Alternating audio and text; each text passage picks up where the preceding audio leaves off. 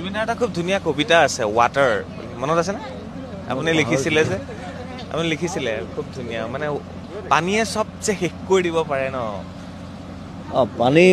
পানী কথাটো হ'ল সেইটো আচলতে সেইটো ব্ৰুচলিয়ে কোৱা কথা মানে ৱাটাৰ ইজ দ্য ছফটেষ্ট